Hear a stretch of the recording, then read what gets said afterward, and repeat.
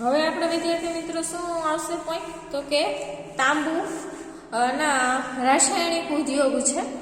હવે રાસાયણિક ઉદ્યોગની અંદર શું આવશે તો કે રાસાયણિક ઉદ્યોગ ઉત્પાદનમાં ભારતનું સ્થાન છે કેવું છે તો કે મહત્વનું છે। રસાયણો બે પ્રકારના છે। કેટલા પ્રકારના છે? બે। કાર્બનિક રસાયણિક અને બીજું કયું આવશે તો કે અકાર્બનિક રસાયણો। કાર્બનિક રસાયણ ઉદ્યોગોના સંદર્ભે પેટ્રો રસાયણ, પેટ્રોકેમિકલ્સ આ બે છે કેવા છે તો કે મુખ્ય છે। તેનો ઉપયોગ કૃત્રિમ રેસા, કૃત્રિમ રબર, પ્લાસ્ટિકની વસ્તુઓ, રંગ રસાયણ તથા દવાઓમાં થાય છે। એનો ઉપયોગ શું છે તો કે દવા બનાવવામાં થાય છે।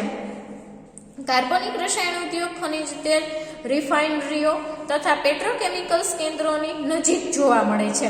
હવે આ કાર્બનિક રસાયણ ઉદ્યોગોના સંદર્ભે ગંધકનો તેજાબ, નાઇટ્રિક એસિડ, ક્ષારીય સામગ્રી, સોડાએસ, પછી કોસ્ટિક સોડા, પછી શું આવશે તો કે ક્લોરીન વગેરે થાય છે। જંતુનાશક દવાઓના ઉત્પાદનમાં વિકાસશીલ દેશોમાં ભારતનું સ્થાન છે એ તો મહત્વનું છે। રાસાયણિક ઉદ્યોગોમાં ભારતનું સ્થાન છે સર્વોપરી એટલે કે સૌપ્રથમ છે। અમદાવાદ, વડોદરા, અંકલેશ્વર, ભરૂચ વગેરે રસાયણ ઉદ્યોગોના કેવા છે તો કે બધા મુખ્ય કેન્દ્રો છે। હવે રાસાયણિક ખાતર ઉદ્યોગ દેશનું સૌપ્રથમ રાસાયણિક ખાતરનું કારખાનું છે 1906માં તમિલનાડુમાં આવેલા રાનીપીટ ખાતે સ્થાપ્યું હતું। આ ઉદ્યોગોનો વિકાસ ફર્ટિલાઇઝેશન કોર્પોરેશન ઓફ ઇન્ડિયા દ્વારા પ્રસ્થાપિત બિહારની સિંદરી ખાતેથી થયો હતો। શું કીધું છે કે ઉદ્યોગોનો વિકાસ છે ફર્ટિલાઇઝેશન કોર્પોરેશન ઓફ ઇન્ડિયા દ્વારા પ્રસ્થાપિત બિહારની સિંદરી ખાતેથી થયો હતો। ગુજરાત, તમિલનાડુ, ઉત્તર પ્રદેશ, પંજાબ અને કેરળમાં ખાતર ઉદ્યોગ છે કેવો છે તો કે કેન્દ્રિત થયેલ છે।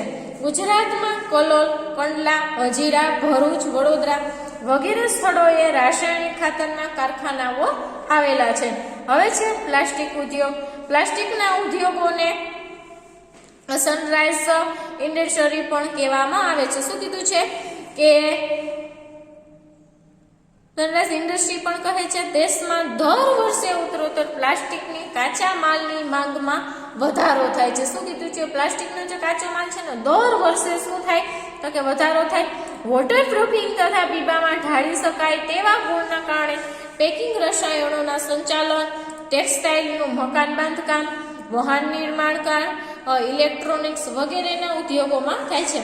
દિલ્હી, મુંબઈ, કોલકાતા, બેંગલુરુ, વડોદરા, વાપી, કાનપુર, કોઈમ્બતુર, ચેન્નઈ પ્લાસ્ટિક ઉદ્યોગોના કેવા છે તો કે મહત્વના કેન્દ્રો છે। સિમેન્ટ ઉદ્યોગ મકાન બાંધકામ, સડકો, બંધો વગેરેના નિર્માણ કાર્ય માટે સિમેન્ટ છે કેવું છે તો કે કારણ કે જે પણ મકાનનું બાંધકામ કરો, સડકો એટલે કે રોડનું કામ કરો બધાની અંદર સિમેન્ટ છે કેવું છે તો કે અનિવાર્ય છે। ચીન પછી સિમેન્ટના ઉત્પાદનમાં વિશ્વમાં ભારતનો ક્રમ કેટલામો છે તો કે બીજો છે। તે વિશ્વમાં આશરે 6% ઉત્પાદન કરતો શું થયો છે તો કે દેશ બન્યો છે। ચૂના પથ્થર પછી કોલસો, ચીરોડી અને બોક્સાઇડ, ચીકણી માટી વગેરે શું આવશે તો કે સિમેન્ટમાંથી બનાવવાનો કાચો માલ છે। કાચો માલ અને ઉત્પાદનમાં વજનમાં ભારે હોવાથી સિમેન્ટના કારખાનાના જ્યાં કાચો માલ વધુ પ્રમાણમાં ઉપલબ્ધ છે ત્યાં સ્થપાયા છે। ગુજરાતમાં આ ઉદ્યોગોનો સારો એવો શું છે તો કે વિકાસ થયો છે। પરિવહન ઉપકરણ ઉદ્યોગ છે। મુસાફરી માટેના અનેક વાહનો આપે જોયા હશે। શું કીધું છે કે મુસાફરી માટે તમે ઘણા બધા વાહન જોયા હશે। અગાઉ પશુ દ્વારા ખેંચાતા વાહનો હતા જેની ગતિ છે કેવી હતી તો કે સાવ ધીમી હતી। આજે આધુનિક યુગમાં રસ્તાઓનો વિકાસ સાથે ઝડપી ગતિવાળા વાહનો ક્રમશઃ વપરાશમાં આવ્યા છે। આ વાહનોનું નિર્માણ કરતા ઉદ્યોગોને પરિવહન ઉદ્યોગ કહે છે। કેવા ઉદ્યોગ કહે છે તો કે પરિવહન ઉદ્યોગ। હવે છે રેલવે। ભારતમાં મુસાફરી માટે રેલવે સેવાની કામગીરી છે કેવી છે તો કે પ્રશંસનીય છે। રેલવે પોતાની જરૂરિયાતના ઉપકરણો જેવા કે રેલવે એન્જિન, મુસાફરોના ડબ્બા, માલગાડીના ડબ્બા વગેરે ખુદ જ તૈયાર કરે છે। આ ઉપરાંત ખાનગી ધોરણે પણ ઉત્પાદન થાય છે। રેલવે એન્જિનના 3 પ્રકાર છે। કેટલા પ્રકાર છે તો કે 3। વરાળ, ડીઝલ, વિદ્યુત। વર્તમાન સમયમાં વરાળથી ચાલતા એન્જિનો હવે પ્રવાસના હેતુથી ચલાવતી હેરિટેજન રેલવેના જ શું છે તો કે ઉપયોગમાં લેવાય છે। ડીઝલ તથા વિદ્યુત એન્જિનનું ઉત્પાદન છે એ પશ્ચિમ બંગાળના મિહિજામમાં ચિત્તરંજન લોકમોટિવ વર્કર્સ, વારાણસીમાં ડીઝલ લોકમોટિવ વર્કર્સ તથા જમશેદપુરમાં ટાટા લોકમોટિવ વર્કરની અંદર થાય છે. મુસાફરો માટેના ડબ્બા પેરામ્બુર, બેંગલુર, પછી કપૂરથલા અને કોલકાતાની અંદર બને છે. મુસાફરોના જે ડબ્બા હોય એ આ જગ્યાએ બને છે. આ ઉપરાંત રેલવેના પાટા, એન્જિન, પાર્ટ્સ વ્હીલ વગેરેના કારખાના પણ છે. આપણે રેલવેના એન્જિનો તથા બીજા ઉત્પાદનો છે એને શું કરશું તો કે વિદેશની અંદર આપણે નિકાસ કરીએ છીએ. હવે છે સડક વાહનો છે. સ્વતંત્રતા પહેલા આપણે વિદેશી આયાત કરેલા ગાડીના ભાગોને જોડી અને એમાંથી શું કરતા તો કે ગાડીઓ બનાવતા. હવે તો ટ્રક, બસ, કાર, મોટરસાયકલ, સ્કૂટર, સાયકલ બનાવવાના કારખાના છે એ શું છે તો કે દેશમાં સ્થપાયા છે. સડક વાહનોનું ઉત્પાદન મોટે ભાગે ક્યાં થાય છે તો કે ઓલમોસ્ટ ખાનગી ધોરણે થાય છે, કોન્ટ્રાક્ટ બેઝ ઉપર આ તે જે રીતે. વિશ્વમાં વ્યાવસાયિક વાહનોના ઉત્પાદનમાં ભારતનું સ્થાન છે કેટલામું છે તો કે ભારતનું સ્થાન 5મું છે. આજે ભારતમાં તૈયાર થયેલા વાહનો તો જુદા જુદા ભાગોને વિદેશમાં પણ આપણે શું કરશું તો કે નિકાસ કરવામાં આવે છે. ટ્રેક્ટર તથા સાયકલનું પણ મોટા પ્રમાણમાં ઉત્પાદન થાય છે, જેની નિકાસ આપણે શું કરીએ છીએ તો કે જે આપણે ત્યાં છે સૌથી વધુ વસ્તુ એ બધી વસ્તુની આપણે શું છે તો કે નિકાસ કરીએ છીએ. હવે છે જહાજ બાંધવાનું કામ છે. જહાજ એટલે કે ભારતમાં જહાજ બાંધવાનો ઉદ્યોગ પ્રાચીન પહેલાથી જ જૂનો છે, પણ વર્તમાન સમયમાં આધુનિક ઢબે જહાજ બાંધવાના મુખ્ય કેટલા આવશે તો કે 5 કેન્દ્રો છે. વિશાખાપટ્ટનમ, કોલકાતા, કોચી, મુંબઈ, માર્ગે ગોવા જે જાહેર ક્ષેત્રના છે.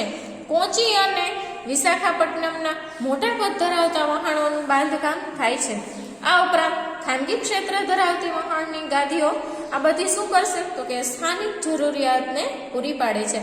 હેલિકોપ્ટરનું ઉત્પાદન પણ હવે આપણા દેશમાં થવા લાગ્યું છે. સૈન્યની જરૂરિયાતો માટે બેંગલુર, કોરાપુર, નાસિક, હૈદરાબાદ, લખનઉ હવાઈ જહાજના ઉદ્યોગોના એકમો છે સ્થાપવામાં આવ્યા છે. ભારતમાં હજુ સુધી યાત્રિકોના પરિવહન માટે હવાઈ જહાજ બાંધકામનો શું છે તો કે પ્રારંભ થયો નથી. આ બધા છે ઇલેક્ટ્રોનિક ઉદ્યોગ છે.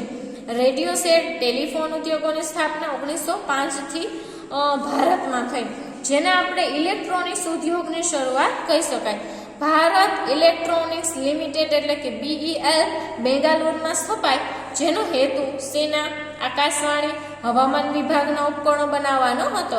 આજે ઇન્ડિયન સ્પેસ રિસર્ચ ઓર્ગેનાઇઝેશન એટલે કે ISRO સાથે સહયોગ કરી ઘણા ઇલેક્ટ્રોનિક ઉપકરણોનું એમને શું કરેલું છે તો કે નિર્માણ કરેલું છે. હવે આ ઉદ્યોગો છે સામાન્ય લોકોના જીવનમાં તથા દેશના અર્થતંત્ર અને લોકોની જીવનશૈલીમાં ઘણું શું કરેલું છે તો કે પરિવર્તન કર્યું છે. કોમ્પ્યુટરના હાર્ડવેર તથા સોફ્ટવેર ક્ષેત્રે ભારતે ઘણી બધી પ્રગતિ કરી છે. બેંગાલોરને ઉદ્યોગોની રાજધાની બનાવી છે. તેને ભારતની સિલિકોન વેલી કહેવાય છે. આ ઉદ્યોગોના વિકાસ માટે સોફ્ટવેર પાર્ક, વિજ્ઞાન પાર્ક તથા પ્રાયોગિક પાર્ક બનાવવામાં આવ્યા છે. ભારતમાં ઉદ્યોગોનું ભાવિ આશાસ્પદ હજી શું છે તો કે ભવિષ્ય છે એક આશાસ્પદ છે. હવે છે ઔદ્યોગિક પ્રદૂષણ અને પર્યાવરણનું અતિક્રમણ છે. દેશના આધુનિક એટલે કે આર્થિક વિકાસમાં ઔદ્યોગિક ઉત્પાદનનો નોંધપાત્ર ફાળો છે, પણ ઉદ્યોગોએ પ્રદૂષણમાં પણ વધારો કર્યો. ઉદ્યોગોના કારણે શું છે તો કે પ્રદૂષણની અંદર પણ ખૂબ વધારો થયો છે અને પર્યાવરણનું અતિક્રમણ થયું છે. કુદરત તથા માનવ સર્જિત કારણોને લીધે પર્યાવરણની ગુણવત્તામાં કેવો થયો છે તો કે ઘટાડો થાય છે. તેને પર્યાવરણ અતિક્રમણ કહેવાયું છે. ઉદ્યોગો થકી મુખ્યત્વે 4 પ્રકારના પ્રદૂષણો જોવા મળે છે: હવા પ્રદૂષણ, જળ પ્રદૂષણ, ભૂમિ પ્રદૂષણ અને ધ્વનિનું પ્રદૂષણ છે. આજના સ્પર્ધાત્મક જમાનામાં ઉદ્યોગો મોટા પ્રમાણમાં હવા અને જળ પ્રદૂષણ કરે છે. શું કીધું કે હવાનું અને જળનું ઉદ્યોગો છે સૌથી વધારે પ્રદૂષણ કરે છે. કાર્બન મોનોક્સાઇડ, સલ્ફર ડાયોક્સાઇડ જેવા અતિ નુકસાનકારક વાયુઓના કારણે હવા છે કેવી થાય તો કે પ્રદૂષિત બની છે. ઔદ્યોગિક કચરાના કારણે જળનું પ્રદૂષણ ખૂબ વધી રહ્યું છે. આજે ઘણા કારખાનાના નિયમનને અવગણી ઔદ્યોગિક રીતે દૂષિત થયેલા પાણીને નદીમાં વહાવી દે છે. આજે પાણી છે દૂષિત કરતા અતિ દૂષિત થઈ ગયું છે.